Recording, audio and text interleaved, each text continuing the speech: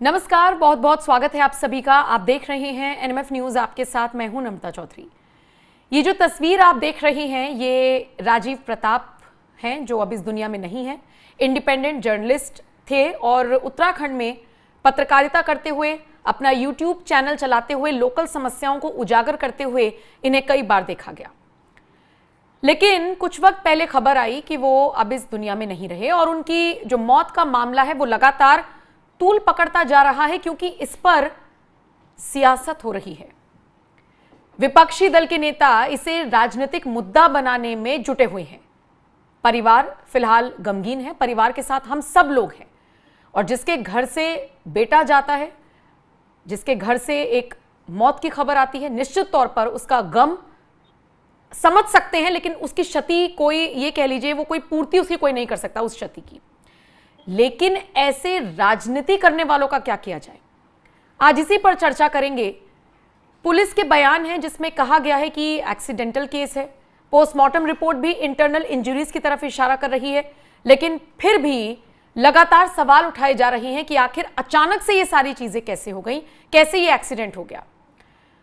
जो लोग कह रहे हैं कि जांच हो, जांच उठाई जाए, तो ऐसे हो तो सब पड़ताल की जाए, उन्हें यह समझना चाहिए कि उत्तराखंड के मुख्यमंत्री पुष्कर सिंह धामी ने पहले ही जांच के आदेश दे दिए हैं। तो फिर अब सवाल और राजनीति करने की जगह कहां बचती है। मेरे साथ इसी खबर पर मेरे वरिष्ठ सहयोगी पंकज प्रसून जुड़े हुए हैं। पंकज जी, पत्रकार की मौत होती है, निश्चित तौर पर बहुत दुखदाई खबर है, और सिर्फ उत्तराखंड तक सीमित नहीं है, पूरा देश। एक बार को तो ऐसा हुआ कि सबने शोक व्यक्त किया, लगा कि ये क्या हो गया। लेकिन अब इस खबर पर राजनीति करने वालों का क्या करें। नहीं, राजीव जूनियर था, 10 साल छोटा था मुझसे, और ये आईआईएमसी से पास आउट होके गया था। अच्छा इंसान था। मैं पत्रकार की मौत चाहे जैसी हो, मैं दुखद मानता हूं, अफसोस प्रकट करता हूं, लेकिन इसकी मौत के साथ पॉलिटिक्स हो रही है।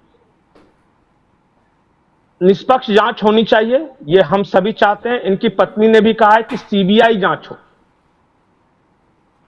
सीबीआई मतलब केंद्र सरकार से ये जांच कराना चाहती है, लेकिन बहुत सारे, और खास करके एक मीडिया वर्ग जिसको मैं इकोसिस्टम वर्ग कहता हूं, वो जानबूझ के इनकी मौत को राजनीति से जोड़ रहा है। मैं बिल्कुल ईमानदारी से आपको बता रहा हूं। एक द वायर की क्लिपिंग है जिसमें उसने हेडिंग लगाई है कि सरकारी अस्पतालों की दुर्दशा दिखाने वाले पत्रकार की मौत। पुलिस जांच कर रही है, ये अकेले किस परिस्थिति में गए थे अपने अल्टो से, कहां पे ये अल्टो बरामद हुई, ये सारी बातें एक एक करके पुलिस बता रही है। लेकिन दिल्ली में बैठे द वायर को कैसे पता चला कि ये जो इनकी मौत हुई है वो सरकारी अस्पतालों की दुर्दशा दिखाने के कारण हुई है? वो उनकी पॉलिटिक्स है, ये वो अपनी पॉलिटिक्स कर रहे हैं। मैं बार बार बोलता हूं, ये हम 3-4 इंसिडेंट आपको बता सकते हैं कि इसी तरह का हल्ला हंगामा हुआ पत्रकारों के नाम पे, और बाद में कुछ और मैटर निकला। राजीव के परिवार के साथ है, पूरा देश साथ है, जो भी पत्रकार हैं वो राजीव के परिवार के साथ है। निष्पक्ष जांच होनी चाहिए, और काफी तेज गति से उत्तराखंड की पुलिस जांच कर रही है। लाश गायब था, लाश बरामद हो गई है, पोस्टमार्टम रिपोर्ट आ गई है, एक एक बिंदु को खंगाला जाएगा, लेकिन राजनीति करने की इजाजत नहीं दी जा सकती। आज यही कांग्रेस इकोसिस्टम, छत्तीसगढ़ के एक पत्रकार थे, नम्रता, मुकेश नाम था उनका, बिल्कुल, तो बस्तर में रिपोर्टिंग करते थे। वो क्या हुआ, उस पत्रकार की मौत हो गई, और इसी तरह का हंगामा हुआ। ये पवन खेड़ा से लेके और उनके जयराम रमेश से लेके और राहुल गांधी तक ने, सबने ये किया कि एक पत्रकार मारा गया, और छत्तीसगढ़ में जो भाजपा सरकार है पत्रकार को मार दिया। पुलिस ने जांच किया तो क्या निकला पता है? एक रोड को लेकर, एक रोड बन रहा था, वो कहा सुनी हुई थी, और उनके चाचा जो पत्रकार थे, उनके चाचा ही सुरेश जी वो रोड बनवा रहे थे, वो ठेकेदार थे। तो कुछ झंझट हुआ, इस वजह से उस मुकेश के अंकल सुरेश ने उनको मार के अपने ही घर के पीछे सेफ्टी टैंक में डलवा के ऊपर से चुनवा दिया था। और वो सुरेश जी कांग्रेस के ही नेता थे, तो मारने वाला कांग्रेस का नेता निकला। इसलिए मैं बोलता हूं कि भैया मेरे, राजनीति करने वाले राजनीति करेंगे, लेकिन थोड़ा सा धीरज रखो, चीजें सामने आ जाने दो, अगर गलती से कुछ दूसरा निकला तो क्या ये माफी मांगेंगे? नहीं मांगेंगे। नहीं, क्योंकि झूठ बोलना, अफवाह फैलाना अपराध नहीं है ना हमारे देश में, तो कुछ भी बोलकर नहीं, राजनीति करके और निकल जाओ। इनको इनको दर्द पत्रकार का नहीं है। अगर पत्रकारों से दर्द होता ना तो बंगाल में पत्रकार मारे जा रहे हैं उनके बारे में भी बोलते ही। अगर पत्रकारों को दर्द होता ना तो अभी अभी तेलंगाना सरकार ने एक नियम पास किया है और वो कानून कहता है कि अगर सोशल मीडिया पर अपने सरकार के खिलाफ लिखा है तो हिस्ट्री सीटर की तरह व्यवहार किया जाएगा। ये कांग्रेस की सरकार है। जो क्रिमिनल्स होते हैं ना, अपराधी, जिनका हिस्ट्री सीटर जो बोलते हैं, सोशल मीडिया पर लिखने वालों को हिस्ट्री सीटर की तरह केस लगाया जाएगा। तेलंगाना की सरकार, यह है पत्रकारिता के प्रति प्रेम। दुनिया, यहाँ तो भारत भर पवन में खेड़ा कहीं चिल्ला भी, चिल्ला कर कह रहे हैं, कांग्रेस के तमाम नेता कह रहे हैं। इसलिए मैं बोल रहा हूं कि पत्रकारिता से प्रेम नहीं है, ये राजनीति कर रहे हैं। क्योंकि इस संयोग से उत्तराखंड में भारतीय जनता पार्टी की सरकार है और एक पत्रकार का निधन हुआ तो इनका पूरा इकोसिस्टम एक्टिवेट हो गया है। लेकिन यही पत्रकार का निधन अगर झारखंड में होता है, अगर बंगाल में होता है, अगर कर्नाटका में होता है, अगर तमिलनाडु में होता है तो एक शब्द नहीं। तमिलनाडु में भी हाल में एक पत्रकार को अरेस्ट करके ले गई थी पुलिस। बीजेपी ने धरना प्रदर्शन सब किया, इन्होंने एक शब्द नहीं बोला। सिलेक्टिव नहीं चलेगा। ऐसा नहीं कि तुम्हारे राज्य में हो तो हम हंगामा करेंगे और हमारे या हमारे सहयोगी दलों की सरकार में हो तो हम चुप रह जाएंगे। बंगाल से ज्यादा पंकज जी, पत्रकारों इस का पूरे टॉर्चर मामले कहां होगा पर बताइए? बिल्कुल बिल्कुल, इस पूरे मामले पर पुलिस अधिकारियों के बयान भी सामने आए। मुझे लगता है एक एक करके सुनवा देती हूं ताकि थोड़ा सा और मामला क्लियर हो जाए दर्शकों के लिए। जैसा कि आप अवगत हैं कि दिनांक 19 सितंबर को ये सूचना मिली उत्तरकाशी में कि 18 सितंबर की रात्रि से श्री राजीव प्रताप, ये इनकी गुमशुदगी के संबंध में सूचना प्राप्त हुई है 19 सितंबर को। और सूचना मिलते ही उत्तरकाशी पुलिस ने इनकी छानबीन के लिए और जो इनकी खोज के लिए प्रयास शुरू कर दिए थे। इसमें जो सीसीटीवी फुटेज थी, जहाँ जहाँ उत्तरकाशी बाजार में और आसपास के क्षेत्रों में, वहाँ से कुछ क्लूज मिले जहाँ पे राजीव प्रताप जी देखे गए थे 18 सितंबर की रात्रि में और अपने दोस्तों के साथ जिस होटल में बस अड्डे के पास देखे गए थे। वहाँ से कुछ क्लूज इकट्ठा करते हुए ये लगातार जो इनके तलाश की जो प्रोसेस है वो जारी रही। इसमें एनडीआरएफ और एसडीआरएफ की टीम्स भी जुड़ गई इस तलाश में। इसमें डॉग स्क्वाड और ड्रोन कैमरेज की भी मदद ली गई। 20 तारीख को जो वाहन जो आखिरी बार श्री राजीव प्रताप चलाते हुए दिखे थे सीसीटीवी फुटेज में, 20 तारीख को ये वाहन क्षतिग्रस्त हालत में भागीरथी नदी में ये मिला और ये जो ऑल्टो कार थी ये लगभग पुल से 55 मीटर नीचे गिरी थी और वहाँ से फिर ये रिकवर की गई। बाद में ये आइडेंटिफाई हुआ कि ये वही गाड़ी थी जिसमें श्री राजीव प्रताप आखिरी बार देखे गए थे।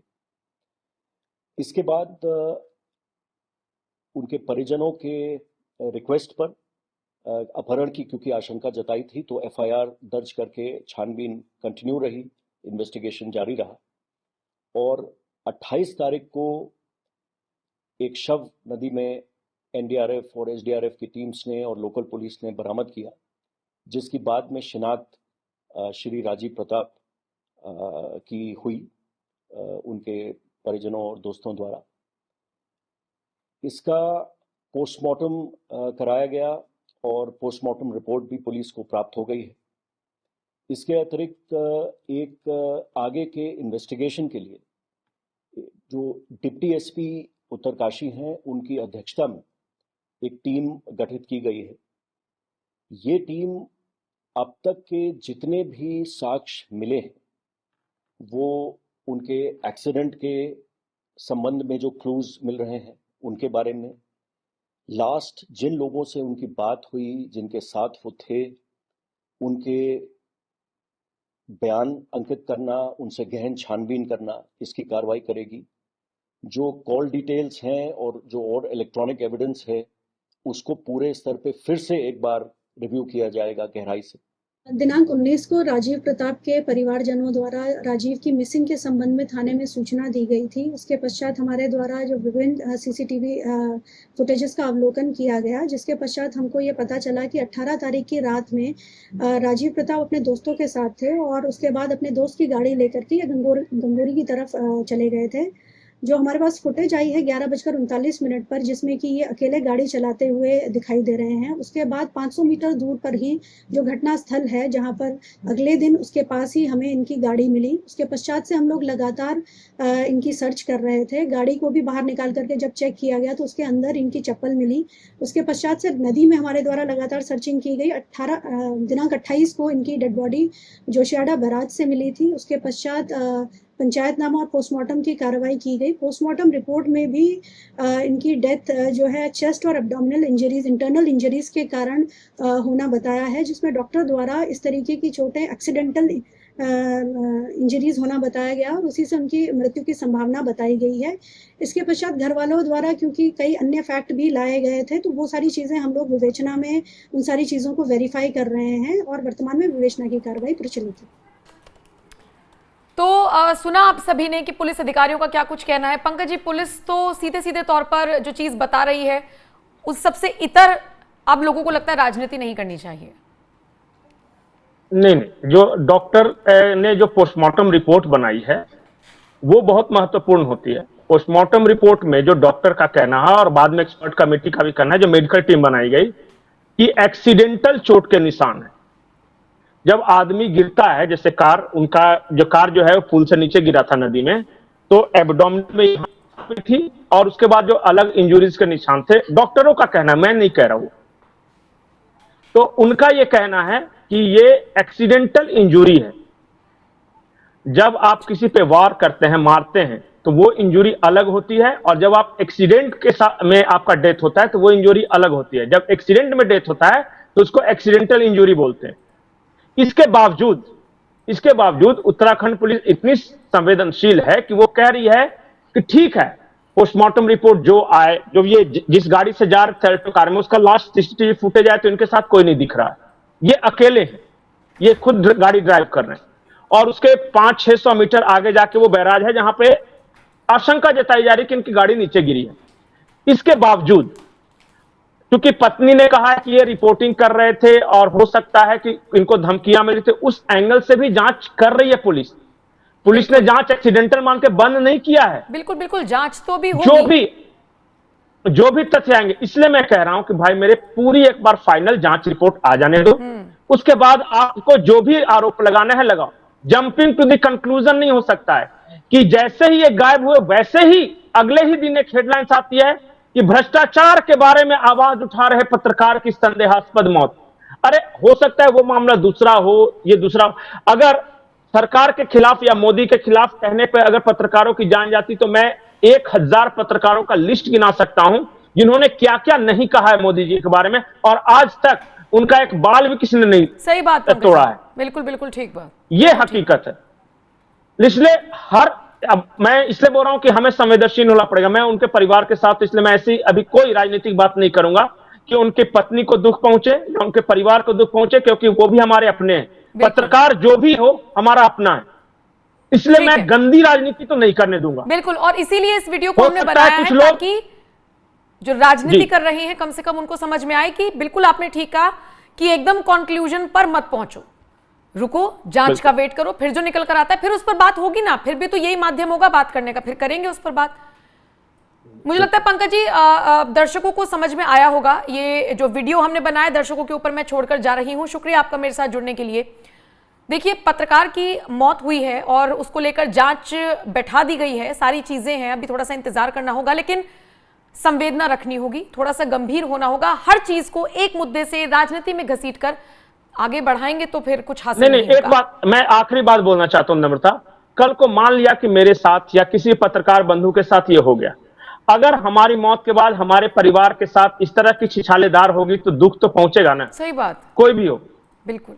तो थोड़ा तो संवेदनशील बनिए। देखिए, जिसको राजनीति करना है वो करेंगे, लेकिन मेरा रिक्वेस्ट उन पत्रकारों से है जो उल्टा पुल्टा इधर उधर राजनीति कर रहे हैं। यार, कल को तेरे साथ भी हो सकता है, कुछ भी हो सकता है, इसलिए इस मामले में राजनीति नहीं होनी चाहिए। बिल्कुल बिल्कुल। इंतजार करो पुलिस की जांच रिपोर्ट का। अगर आपका रिक्वेस्ट है, अगर आप पुलिस जांच रिपोर्ट से संतुष्ट नहीं हो, तब उत्तराखंड सरकार करे कि आपकी जो डिमांड होगी हम उससे जांच कराएंगे ना। सही बात है, और उस पर खबर लेकिन बनेगी फिर। होने तो दो ना। लेकिन होने दो। हाँ, फिर होने दो ना। लेकिन पहला ही दिन से उत्तराखंड की धामी सरकार तो मोदी जी के बारे में, अरे ये क्या है यार, ठीक ऐसे है थोड़ी ना पंकज जी, होता है। दर्शकों के ऊपर छोड़कर जा रही हूं इस वीडियो को।